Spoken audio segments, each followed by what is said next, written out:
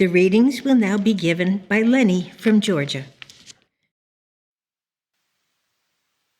I will read from the Bible, 1 Timothy. For bodily exercise profiteth little, but godliness is profitable unto all things. 1 Samuel. And the Lord said unto Samuel, How long wilt thou mourn for Saul, seeing I have rejected him from reigning over Israel? Fill thine horn with oil and go. I will send thee to Jesse the Bethlehemite, for I have provided me a king among his sons. And it came to pass, when they were come, that he looked on Eliab and said, Surely the Lord's anointed is before him. But the Lord said unto Samuel, Look not on his countenance, or on the height of his stature, because I have refused him. For the Lord seeth not as man seeth, for man looketh on the outward appearance, but the Lord looketh on the heart. And Samuel said unto Jesse, Are here all thy children? And he said, There remaineth yet the youngest, and behold, he keepeth the sheep. And Samuel said unto Jesse, Send and fetch him. And he sent and brought him in. And the Lord said, Arise, anoint him, for this is he. And the Spirit of the Lord came upon David from that day forward. Now the Philistines gathered together their armies to battle. And there went out a champion out of the camp of the Philistines named Goliath of Gath, whose height was 6 cubits and a span. And he stood and cried unto the armies of Israel, Choose you a man for you, and let him come down to me. If he be able to fight with me and to kill me, then will we be your servants. But if I prevail against him and kill him, then shall ye be our servants, and serve us. And David said to Saul, Let no man's heart fail because of him. Thy servant will go and fight with this Philistine. And Saul said to David, Thou art not able to go against this Philistine to fight with him, for thou art but a youth, and he a man of war from his youth. And David said unto Saul, Thy servant kept his father's sheep. And there came a lion and a bear, and took a lamb out of the flock. Thy servant slew both the lion and the bear. And this uncircumcised Philistine shall be as one of them, seeing he hath defied the armies of the living God.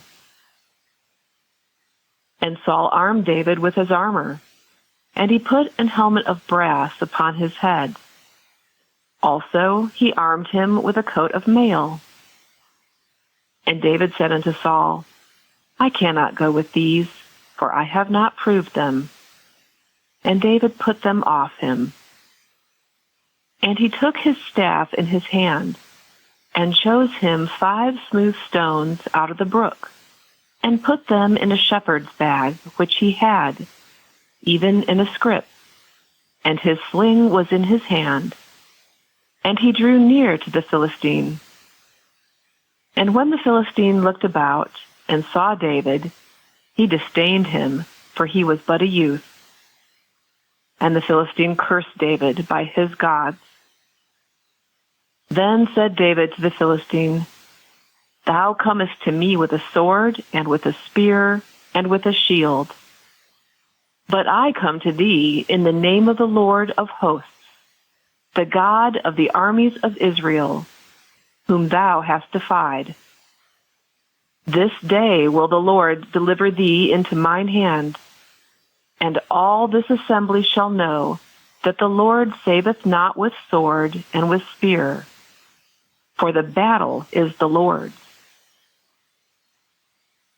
And it came to pass, when the Philistine arose and came, and drew nigh to meet David, that David hastened and ran toward the army to meet the Philistine.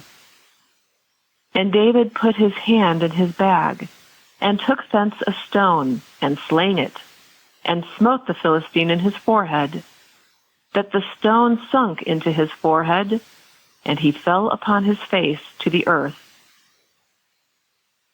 So David prevailed over the Philistine with a sling and with a stone, and smote the Philistine, and slew him. Ephesians.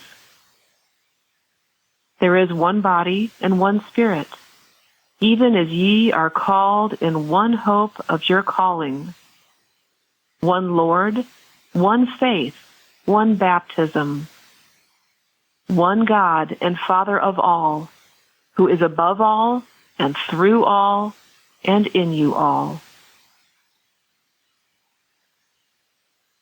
I will now read correlative passages from Science and Health with Key to the Scriptures and from Prose Works, all by Mary Baker Eddy. Man is not matter. He is not made up of brain, blood, bones, and other material elements. The Scriptures inform us that man is made in the image and likeness of God. Matter is not that likeness. The likeness of spirit cannot be so unlike spirit. Man is spiritual and perfect, and because he is spiritual and perfect, he must be so understood in Christian Science. Man is idea, the image of love. He is not physique. Physiology is one of the apples from the tree of knowledge. Evil declared that eating this fruit would open man's eyes and make him as a god. Instead of so doing, it closed the eyes of mortals to man's God-given dominion over the earth. To measure intellectual capacity by the size of the brain and strength by the exercise of muscle is to subjugate intelligence and to make mind mortal, and to place this so-called mind at the mercy of material organization and non-intelligent matter. Obedience to the so-called physical laws of health has not checked sickness.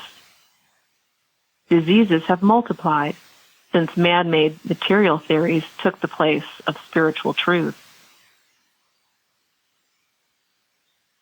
Christians rejoice in secret beauty and bounty, hidden from the world, but known to God. Self-forgetfulness, purity, and affection are constant prayers. Practice, not profession. Understanding, not belief. Gain the ear and right hand of omnipotence, and they assuredly call down infinite blessings. Without a fitness for holiness, we cannot receive holiness. God selects for the highest service one who has grown into such a fitness for it as renders any abuse of the mission an impossibility. The All-Wise does not bestow his highest trust upon the unworthy. When he commissions a messenger, it is one who is spiritually near himself. To have one God and avail yourself of the power of spirit, you must love God supremely. Every valley of sin must be exalted, and every mountain of selfishness be brought low, that the highway of our God may be prepared in science. To say that strength is in matter is like saying that the power is in the lever. The notion of any life or intelligence in matter is without foundation in fact, and you can have no faith in falsehood when you have learned falsehood's true nature. Moral and spiritual might belong to Spirit, who holds the wind in his fists, and this teaching accords with science and harmony. In science, you can have no power opposed to God. and the physical senses must give up their false testimony. Your influence for good depends upon the weight you throw into the right scale. The good you do and embody gives you the only power obtainable. Evil is not power. It is a mockery of strength, which ere long betrays its weakness and falls, never to rise. Pride and fear are unfit to bear the standard of truth, and God will never place it in such hands.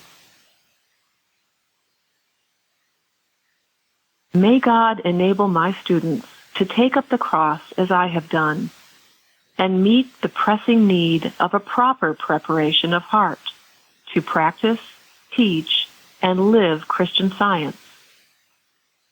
Your means of protection and defense from sin are constant watchfulness and prayer, that you enter not into temptation and are delivered from every claim of evil, till you intelligently know and demonstrate in science that evil has neither prestige, power, nor existence, since God, good, is all in all.